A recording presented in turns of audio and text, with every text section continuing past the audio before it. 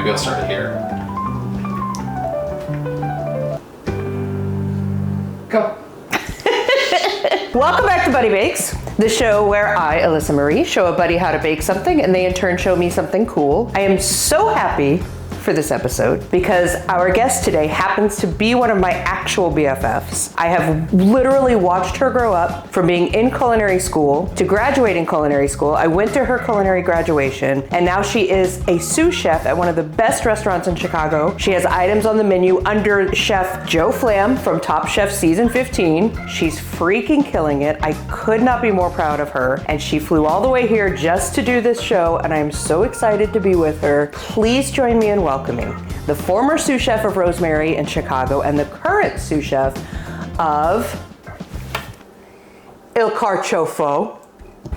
She's gonna have to show me how to do that. Il Carciofo. Il Carciofo. I am butchering this. I need a speech therapist. You need a speech in general. My dear friend, the current sous chef at the former sous chef of Rosemary in Chicago, and the current sous chef of Il Carciofo, my seriously dear friend, Anna Lindemann.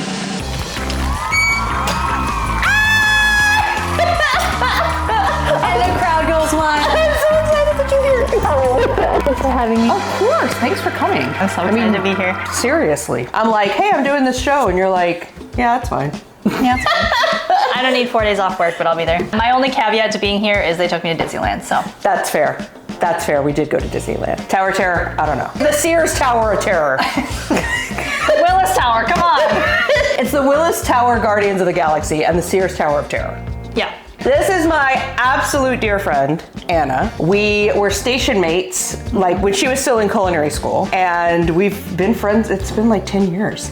Yeah. It's been a long time. That's crazy. So what I want to do today is, while we were talking, we decided that we were going to make tonight an Italian night. I'm going to be teaching you how to make a crusty Italian bread that my Sicilian mother-in-law loved. And what are you doing for the main course? We are doing a pasta course. So hand-filled pasta, Cappelletti shape. This also means little hats. It'll be filled with some butternut squash, apple, Parmesan filling with a sage cream sauce. A little oily pecan, aloha you doing. I'm very excited. So we're gonna start with Italian bread. I'm gonna guide you through it, but you're doing it. I was not told we were gonna be using our hands, so no. No, I'm ready. Okay, awesome. So let me grab this. I'm gonna take the plastic wrap off. Oh, it's close. It was close. Oh yeah, we gotta switch those. When we talked before we decided what we were doing for the episode, you had discussed that making bread was something you were interested in and learning about making bread. You also were talking about like hydration and things like that. Basically, when you're baking bread, hydration has kind of been like a buzzword recently, especially after the pandemic and everybody's making sourdough. So they're like, oh, I made this and it's 75% hydration. Basically what that is it's how much water your flour and dough can hold. Okay. And the higher the hydration, the more open the crumb is, which is like the inside of the bread and you open it and it's got big holes. That hydration is what's doing that. So to make Italian bread, the first thing we're gonna start with, I went ahead and made this yesterday because it does have to rise overnight in the refrigerator. But this is what's called a biga, B-I-G-A. Biga. Biga. La biga. It's a biga. Stop. Basically what this is a pre-ferment. You want your bread to have like the deepest fermented flavor you can get it, but you don't want to have to do a sourdough. You don't want to have to let it ferment for days. 2.5 cups of flour, a cup of water, and a half teaspoon of yeast. Easy money. Mix it together, put it in an oiled bowl, wrap it in plastic wrap, put it in the refrigerator from 3 to 24 hours, and this is like a flavor bomb for your bread. And if you can see all these bubbles and where it's stretching apart, adding the water to the flour has developed gluten. So that's also gonna help us when we mix the bread. We don't have to mix as hard. You're gonna start with the mixing bowl and the mixer. Lovely. We've got the dough hook attachment. Okay. So this is a tilt head. It'll just tilt right up for you. Put the dough hook on? Yep. I can do that. And we're gonna bring the bowl over so we can get all the stuff in it.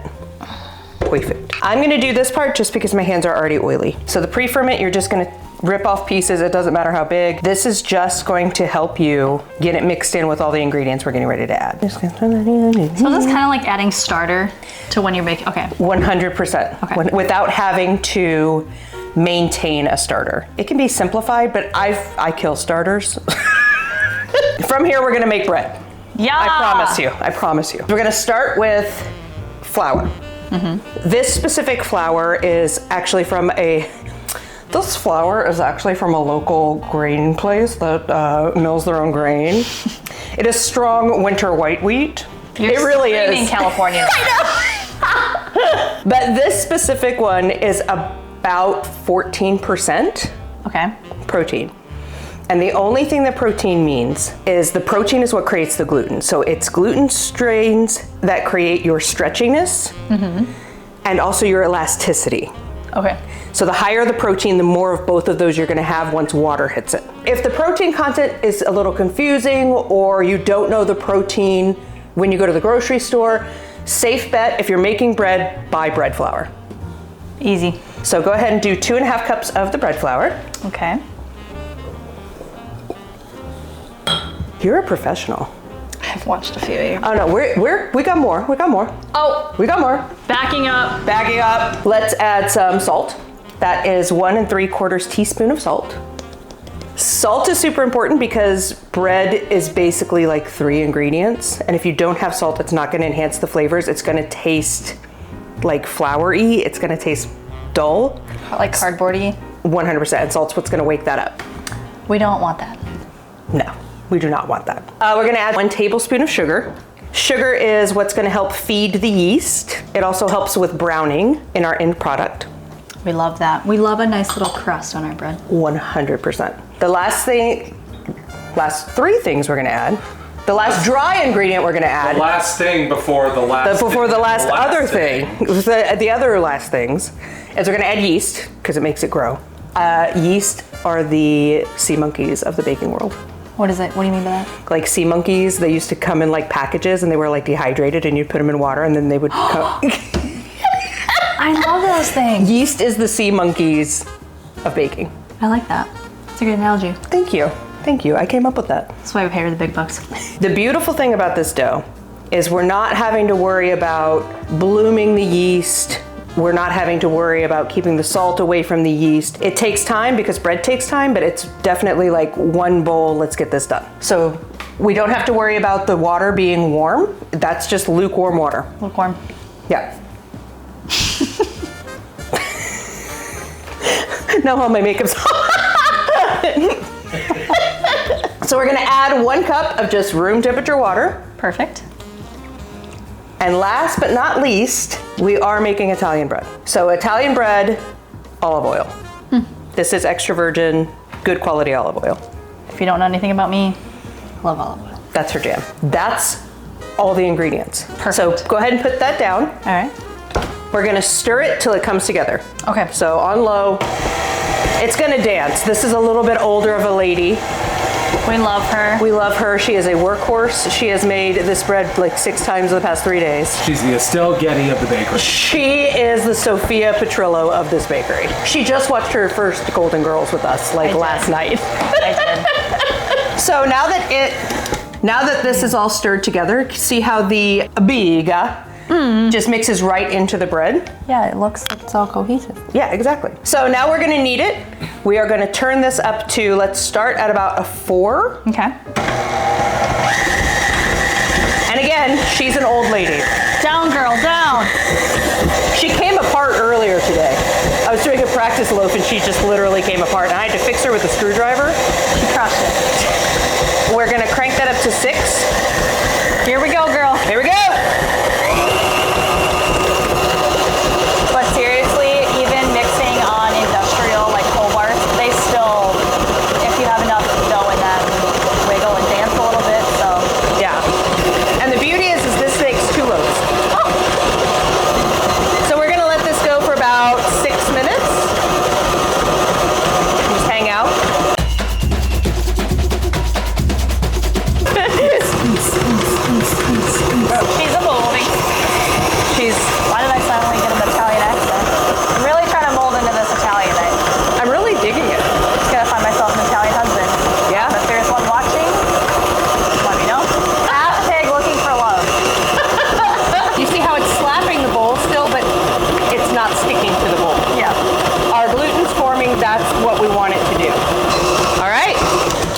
We're gonna finish the kneading by hand. Okay. So I'm gonna have you, this is my handy dandy flour dispenser. This was Sicilian grandma's. That's so smart. It was her Parmesan shaker. This is a pro tip for anyone at home. That's Like pro amazing. tip.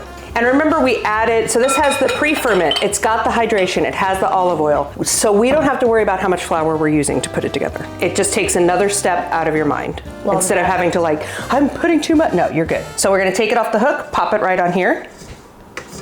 Oh yeah, it does that. She's temperamental. She's on there. There we go. She's sticky. Yeah, and it's just gonna go right on the flour, and we're gonna put more flour on top. Because again, we purposefully made this sticky so we don't have to worry about it. We're gonna knead. How do you knead?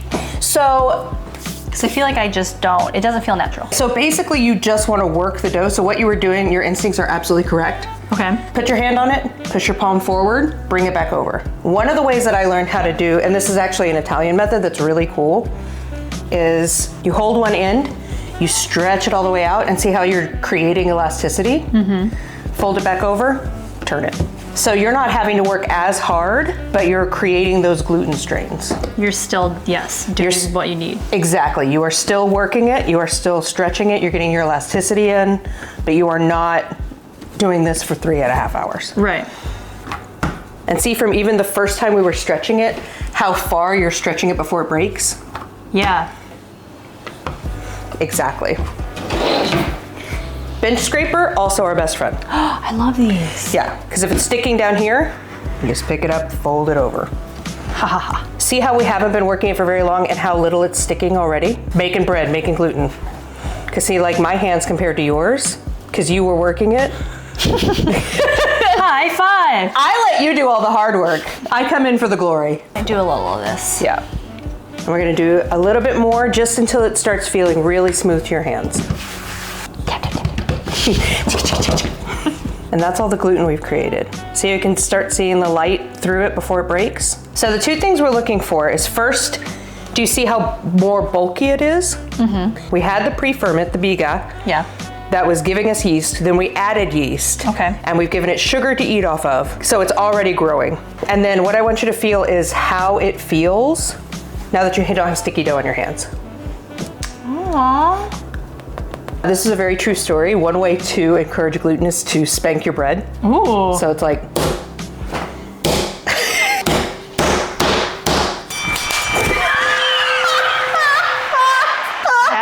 so bread is super intimidating because you are throwing around words like percentage of protein, water, hydration. And the reason I want you to be able to feel how it changes is because if you go home to Chicago and you buy a slightly different flour, you have to change your water. You have to, so like it's important to know how it's supposed to feel. 100%. So we are gonna just kind of make this into a ball. We're gonna split it up later into rectangles so it doesn't really matter. I just like it smooth and has a little smooth cap. And it's going to continue to rise.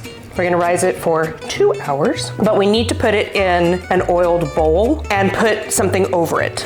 Because if you just leave this out at room temperature, the air will hit it and it will create a skin over it, which won't allow the bread to grow. It'll just kind of go out. So we don't want that. We don't want that. So I've got your bowl right here. Oh, perfect. I got you some olive oil right here. Hey. And you're just going to do a little drizzle of olive oil, and then we're gonna roll this around in it. Perfect. Roll her around. Start with the smooth side down. Okay. And just get her all oiled up and then flip her over. Yep. We did all this kneading, we did all this stuff, we've got it. But if you look right here, we're already getting bubbles. It's puffy. Because we did that early pre-ferment, we've developed our gluten, this is just gonna get huge. Yes. It's gonna get really big. So I'm gonna grab some plastic wrap for the top because again, we don't want to skim to form. True.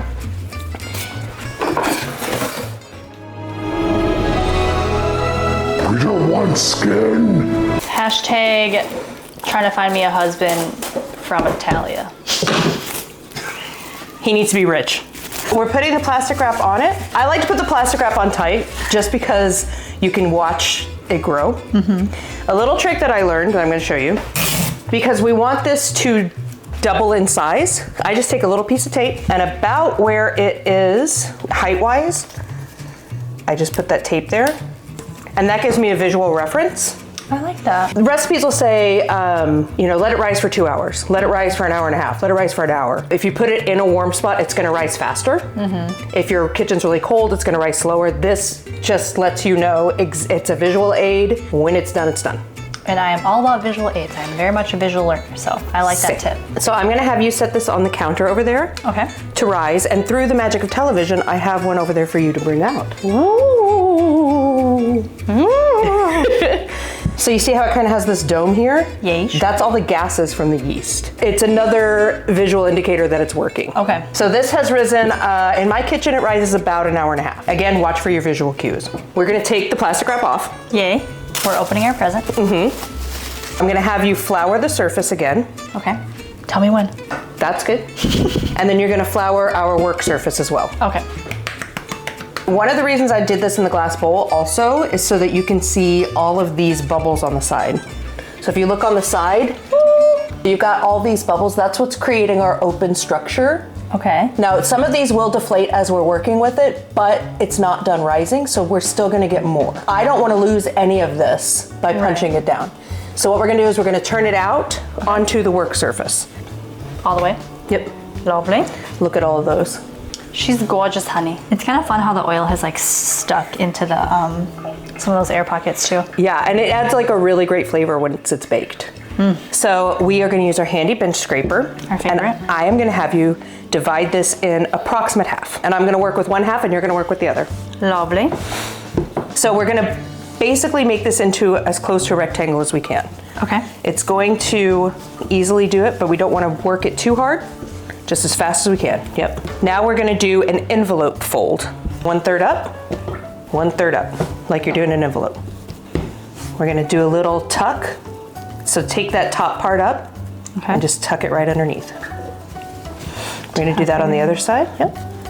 Right up, right underneath, keeping that rectangle shape. We need that gluten to rest for about 5 minutes. Okay. If we try to pull this into shape now, it's gonna start snapping back and breaking. Okay. So we've got to rest for 5 minutes. Just let it chill out. Hey. Just cool out. Have a drink. Cool in the gang. You were always in that one kitchen. I would kind of Yeah. hop between the kitchen. Oh. Shut up, the bread's ready. So this is rested for 5 minutes. Yay. We're gonna do a little bit of shaping. Okay. We're just gonna take our rectangle and stretch it out to about 12 inches. It doesn't have to be approximate. You're just gonna kind of stretch it out, push it out, however it'll go. See how it's breaking a little bit on the surface? Yeah. Don't stress about it. It's gonna rise one more time. We're going to get this ready to rest for about an hour and then clean this up, and you're gonna show me how to make pasta. And I've never made pasta. You've never made pasta? I've never made pasta. I'm excited. Never once in my life. I watched all the shows and I chicken out. It's fun. It's very fun. Completely chicken out. Therapeutic for me. I hope so.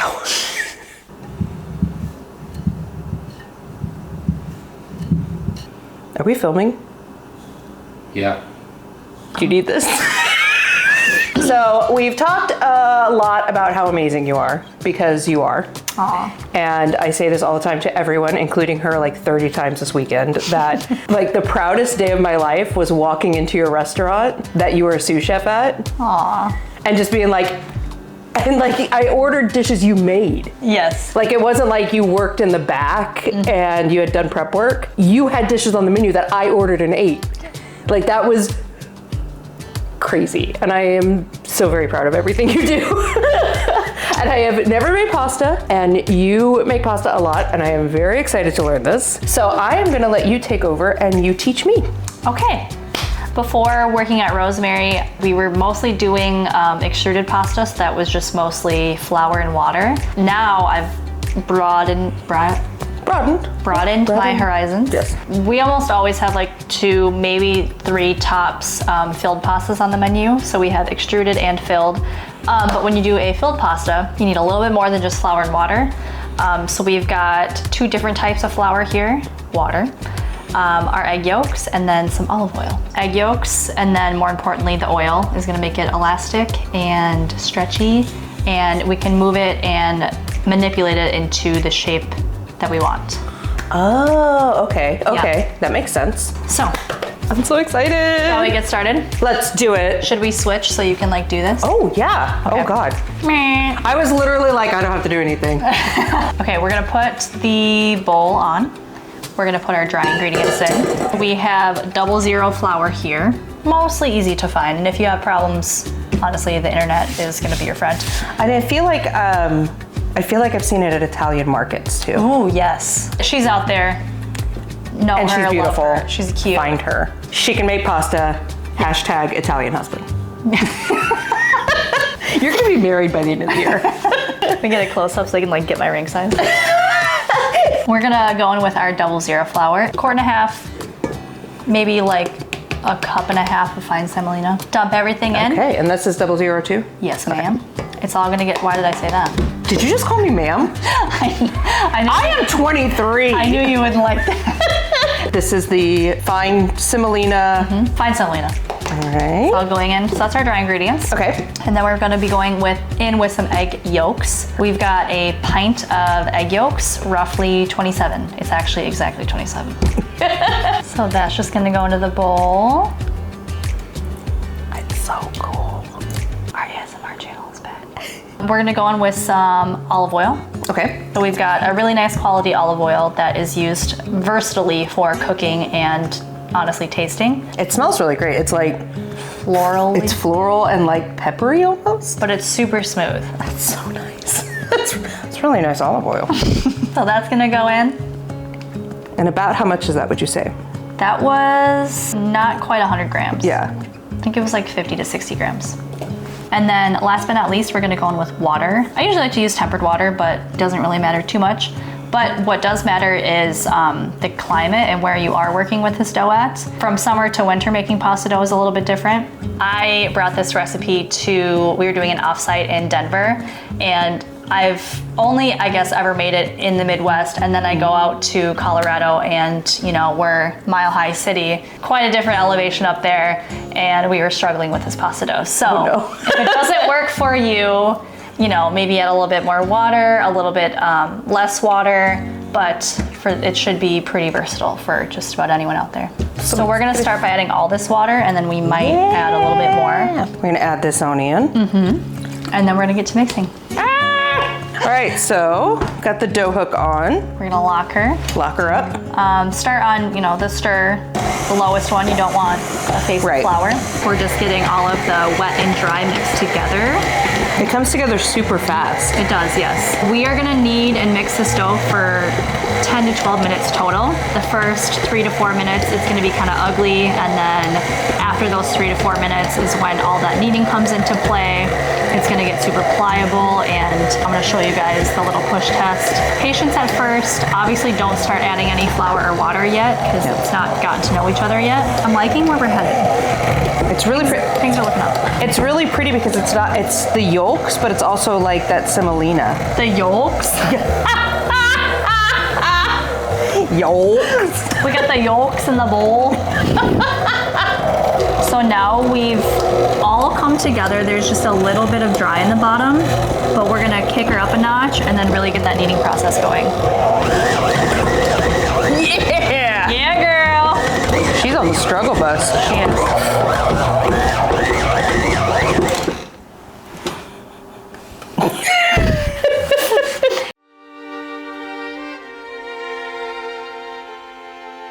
All right, so from here we're gonna hand knead? Yes. Okay. Yes. You could totally take it all the way with the mixer, but we are gonna put in a little elbow grease because we're feeling like it.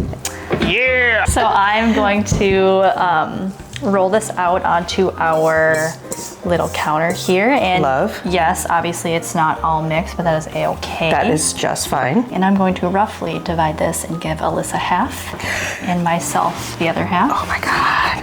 I'm just really pushing down with this part of my palm here and kind of also moving it at the same time and flipping it over to really get all of that gluten developed and get that elasticity going. It actually is kind of nice, like grainy in a good way, Play-Doh. Yes. Yeah. Because we use that fine semolina. She's kind of starting to like become Oh yeah. one almost. Like obviously there's still cracks and stuff, but we're on our merry way. There is something about like putting love and effort and time into like a meal and then you sit down and eat it. Yeah. And like enjoy it with friends, family, whoever. And it's just like, yes, I just spent however long doing that, but we're here now, we're eating it. It tastes good, I feel good. I look good. Hell yeah. Hashtag still trying to find the Italian husband.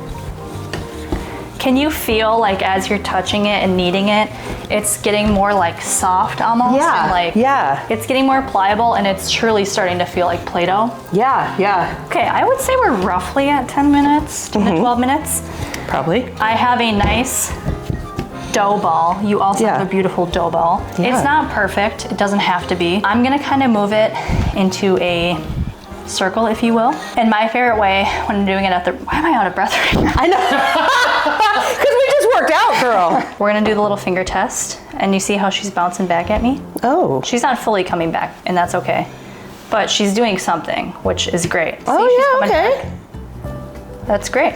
That's what we want. That's so cool. So we have our ball. We're done working out for the day. I'm going to divide it in half. I actually might do quarters just for like space and the size of pasta sheeter that we have. At the restaurant, I would take this recipe and multiply it by 4. And I would have, if you can imagine, a big dough ball. And I would take the dough ball, divide it in 4, and then I'll roll it out into little logs and then put it through our sheeter. And it's perfect. That's so awesome. I'm gonna divide, like I said, into 4 here. Cute little nubbins. Get like a damp towel, like a cute little tea towel. Put that over the top. Just keep her slightly hydrated or just like in an enclosed space.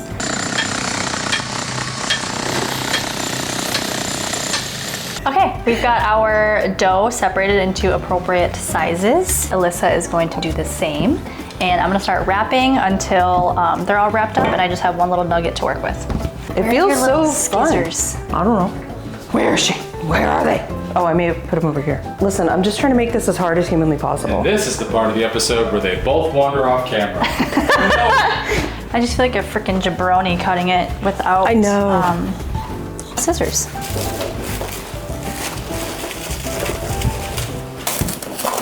And now is the fun part, and we get to roll out the dough.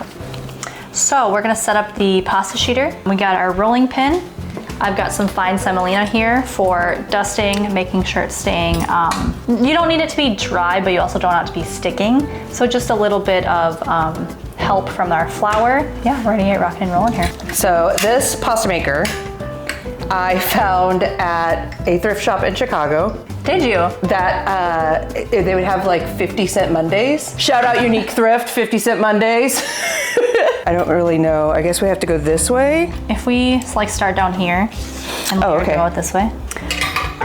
I'm so excited that this is getting used.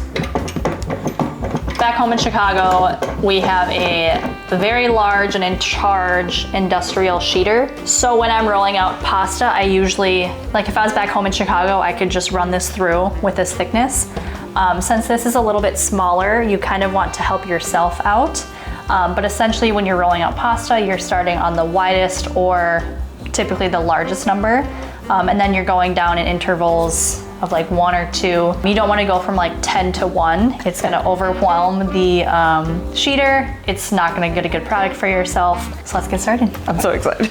I'm going to demonstrate and then I'm going to throw you to the wolves. Not really, but. I mean, maybe. Oh, it's got like 6 settings. Okay, we're gonna have to roll this out pretty thin by hand, which is totally fine. So I'm actually going to... Should we get out the big roller? Yes. Listen, I was excited to use the pasta machine, but I've got what I use for pie doughs. Let's get the big boy out. Forget the pasta roller never happened. Pasta roller doesn't exist. Throw it on the ground. This is so really? sweet though.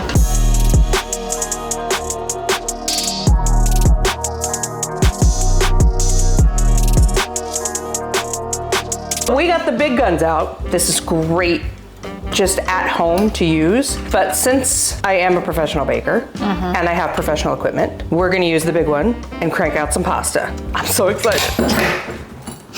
I might start adding 2 of these little nuggets together. What? I know. We're making Cappelletti.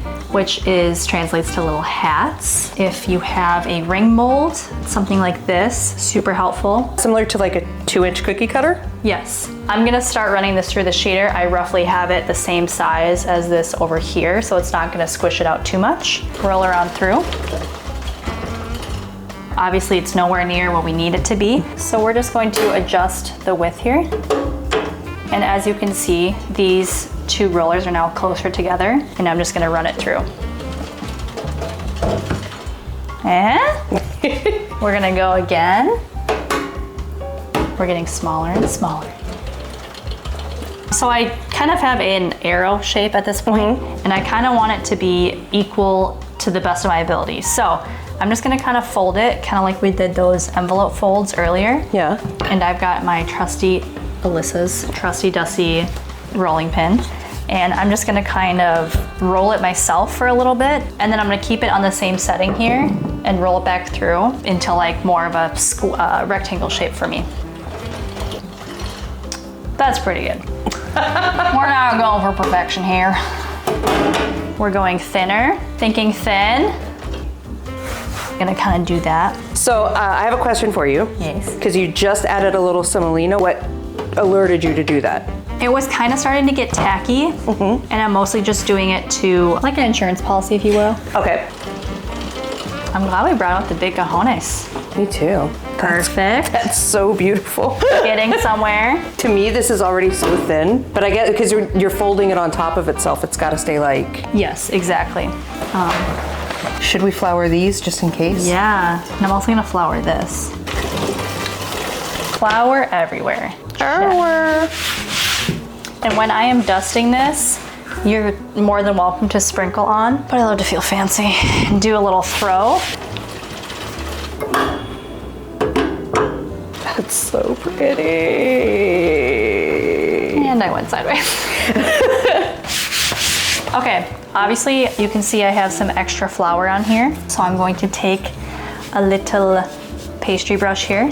Smart. I'm going to divide my dough. We're gonna line up my little chickens, and by chickens I mean pasta dough. And then we'll just go through and punch out circles. We can reuse the dough in between, knead it back together into a dough ball, and then reuse. So I'm gonna punch one out, and then you'll punch one out. Okay. And then we'll start filling. Damn it. Oh, so close. So close, yet so far. We've only done 2 of these, and this is like a good portion. Yeah, I'm glad I divided this recipe in half. All right, so I'm gonna try to fit 2. Yeah, it does look like you're gonna fit 3 though. Right? Yeah. Can you tell I'm used to like getting every cent out of my cookies? Oops, that one was really close. But like so perfect. She's crushing. That's so cool. It is kind of forgiving. Like I was worried that it was gonna be too dry or too wet. I was kind of nervous about that. Don't be nervous, girl. How many did this make? This was a half recipe, 250 pieces of pasta. Wow. So yeah, when we're rolling out pasta at the restaurant, we're rolling 2.5 trays of one pasta, roughly 4 full sheet trays of another pasta. If you go 10 by 11, that would be like 240 pieces of pasta. Oh my God. So now it looks like we're making shortbread cookies. It does, like that's what it feels like. And this is actually my shortbread cookie cutter. To be. I'm gonna go grab the filling that I made earlier, and then magically appear back on camera with it in my hand. And I'm gonna stand here. So this is our pasta filling. You can use whatever filling you want, but today we're going to do a little fall-inspired dish, butternut squash that we roasted. We also threw a Honeycrisp apple in there. We've got a little maple syrup, a little apple cider vinegar, salt to season, a little Parmigiano Reggiano. The Parmigiano You know, Reggiano. Parmigiano. For the pizza. That was good. Okay, filling in the center, and then we're gonna fold over, make a dimple, make these 2 ends come together, and we've made our pasta shape. Look at that one. Oh, it's not sealing. Every single one of mine are gonna hit the water and just be like. So I think what we're gonna do, you are going to continue to help me with this. We're gonna get this pasta done, and then we're gonna clean this up, and we're gonna show them how to bake the bread off and throwing it together. Yeah. We'll see you in just a little bit. So we have all the pasta rolled and filled. I think I got pretty good towards the end. Oh, this is my innie. That's your cone. That's what those traffic cones. So we've got all of our pasta made. She's ready for boiling hot salted water. But as we've made our pasta and made our way from like the first little batch that you guys saw, and then, you know, some we did off camera because that's TV, baby. They've started to dry out, which is gonna help us when they hit the boiling water. So as you're rolling them out, leave them to dry for 5-10 minutes. Don't leave them out all day because that's not gonna be super helpful to you or anyone involved. You're just gonna feel they're gonna be a little bit drier. So let's get the bread in the oven. Let's get the water boiling because I'm starving. it's almost time to eat. Mix it all together and you know we got the best of both worlds. Oh, hey everyone. We've changed locations. So I'm waiting for my pasta water to come to a rapid boil, and then we're going to salt it. Think of like we're gonna salt it like the ocean. It can't be overwhelmingly salty because then your whole dish is gonna be salty, because we are going to be adding a little bit of pasta water to this. I like to use the ocean reference. We also joke back home in Chicago that it's as salty as a line cook's neck after maybe like the third turn. So whatever little analogy you would like to use, go for it. In the meantime, between time, we're going to explain the sauce that we've done over here. I started with a little bit of olive oil, really nice quality olive oil, get that nice and glistening. I cut about 2 shallots and like 4 heads of garlic, and that just slice that nice and thin. Sweat that down until you get a little bit of color going. I then deglazed with a little white wine. When you are using wine to cook, it does not need to be anything fancy. I honestly prefer a boxed wine when I'm cooking because I'm really just looking for the alcohol to cook out, and I'm left with a nice acid bite on that back end when you're tasting the sauce. So nothing fancy schmancy, good old white wine. And then you're going to reduce until it's all sec, translating to almost out or done. Once most of your wine is cooked out, you are going to add, I roughly almost added a full quart of cream. I probably honestly added 3/4 of a quart of cream, letting that come up to a boil. And then I tossed in a whole sprig of sage here. And then at your grocery store, they can sell parm rinds to you, but you can also throw Parmesan in there if you can't find parm rinds. But essentially, I just have the sage and parm in there to infuse it with a really nice flavor. And I'm just letting her hang out. She's at a really nice consistency. So I'm moving my spatula around. We've been going for about 10-15 minutes, and it's got some movement to it, but it still kind of keeps that line that I'm drawing in the pan. Another good way to know is if you take a nice clean spoon, get some sauce on the bottom, flip it over, and it's nice and nappe, meaning none of that sauce is dripping down, it's staying, and that line isn't getting blurred over. So that means we're at a nice stopping point for our sauce consistency. You want to salt it just a little bit, but you're also going to need to remind yourself that you're also salting your pasta water. So keep that in the back of your mind. If you do happen to over salt your sauce, you can always add a cube of butter in there, a little oil, something neutral to basically balance it back out. You can also just add some plain old water if you don't want to add any more dairy to this. But so I'm at a point where I like where my sauce is at. It tastes great, if I do say so myself. I'm just gonna fish out my little parm rind because she's done her job, and also as much of this sage sprig as I can. Be careful, it is going to be hot. Maybe use some tongs if that helps you. I'm just going to raw dog it. Raw dog it. Raw dog it. And you don't need that anymore, so you can just throw that away. I think there's a little bit more of sage in here.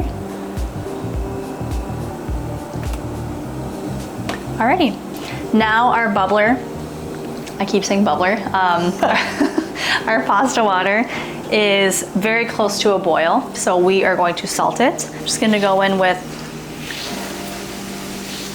2.5 Anna handfuls. I would say roughly a 1/4 cup to a 1/3 cup. I am salting with kosher salt.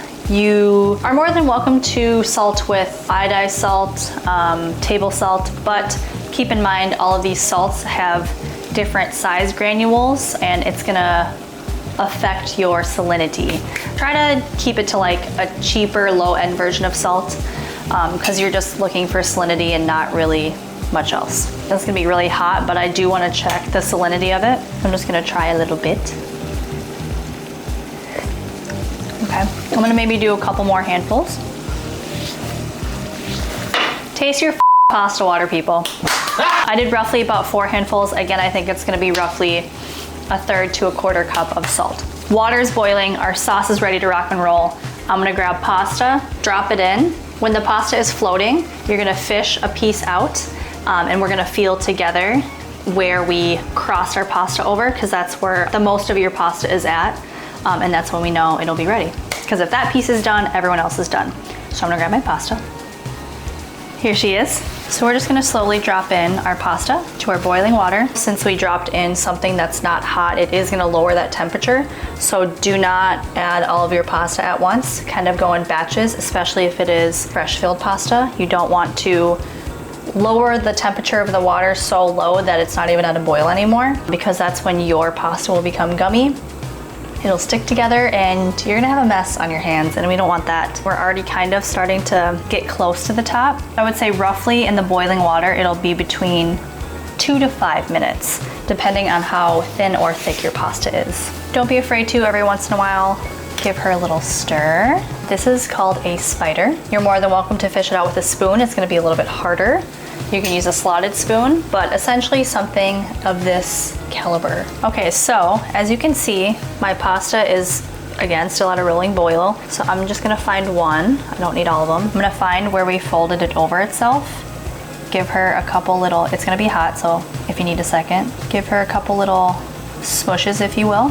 You want it to be soft, pliable. You're also welcome to take one out, cut it in half.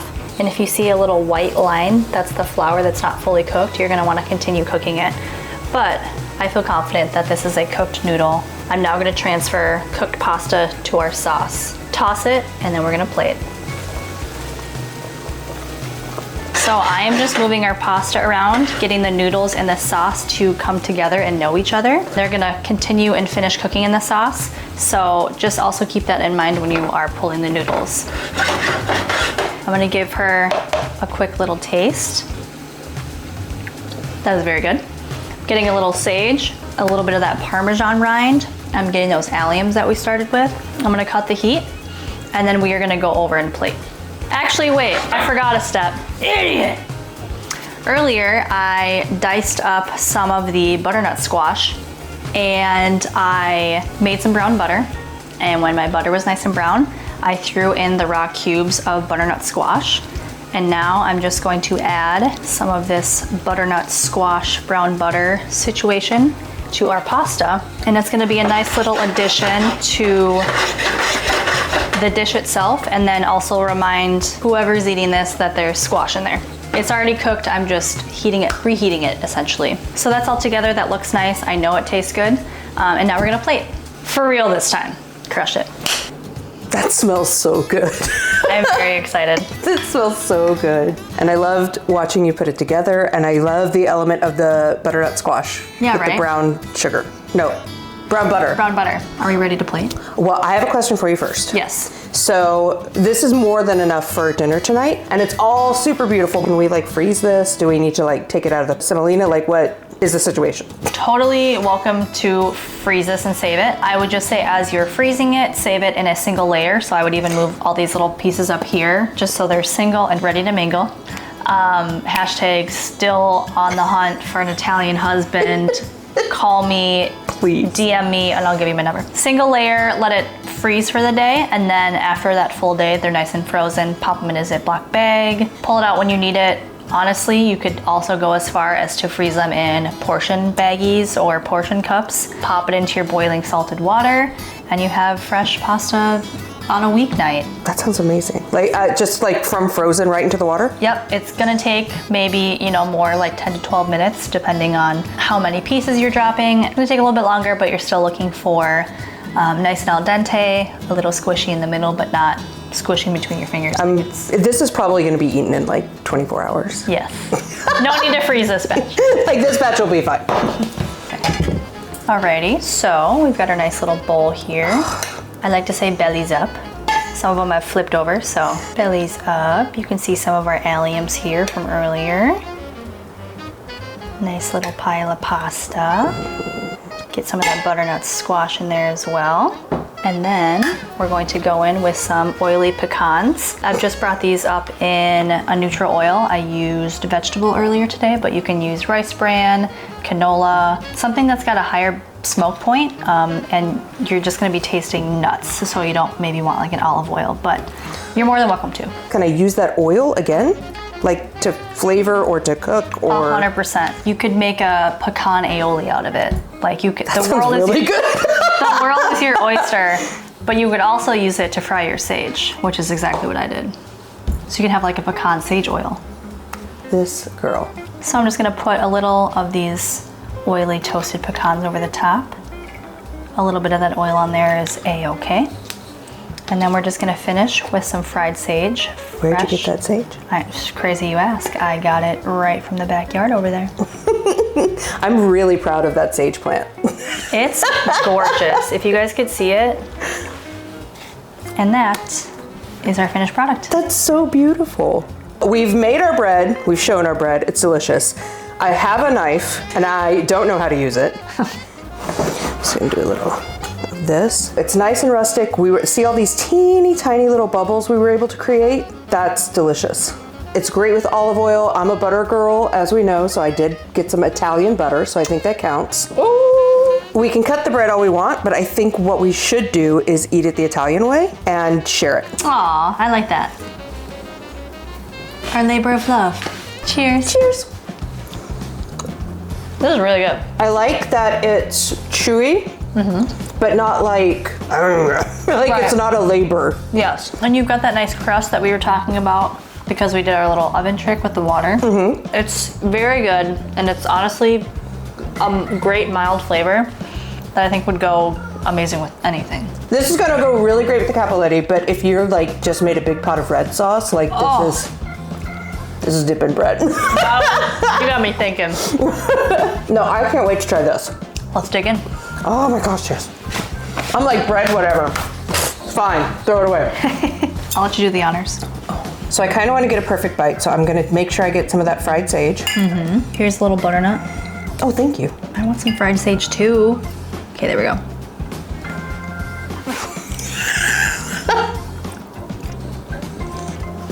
That is so good. It's like Thanksgiving kind of threw up in my mouth in a good way. Like, I'm a fall girl. Butternut squash, 24/7. Turkey all year long. This is so absolutely delicious. It's balanced, it's got the acidity, the crunch of the pecans, and the crunch of the sage. The pasta is nice and al dente. It's not super chewy. Everything's melding together. That's really good. That turned out very, very nicely. And then yes, now lick the bowl clean, please. Because that sauce is killer. You could take this bread and dip it in your pecan oil. Brilliant, do it. That's nice. That's so good. Like you could toast your bread in a little bit of the pecan oil and put it like on a cute little charcuterie plate, something. I love making the pasta. I love learning how to make the pasta, but like, I feel like this is a revelation. Really? My mind is going crazy with this. I'm like, Yeah. what can I make with pecan oil? That's funny because we do a lot of like oily nuts in the restaurant. So I was just like, oh, throw it on there for like crunch. It's brilliant. I'm literally over here like, I'm gonna make macadamia oil. I'm gonna make Pine nut oil. We do that a lot. This like has my brain, like my creative brain, just like, Aw, yay. thank you so much for coming. Of course. You are one of my dearest friends, and I am so glad you're here. And that I got to show you some California. So. Yes. I'm so glad I got to teach you some pasta. I know. We freaking crushed it. And now we're gonna crush this. Yeah. I love you. I love you too. Thank you so much. This is the best. You're What a the great best. time. No, you're the best. No, you're the best. No, you hang up. Yeah, you hang up. Thank you again to Chef Anna Lindemann. We're gonna have all of her socials down below. You'll be able to follow her restaurants. She's totally an up and coming chef, and I'm super proud of her. I'm starving. Yeah! Should we do it this way? Yeah, with the open hand, and maybe like stay up there for a second. Yeah.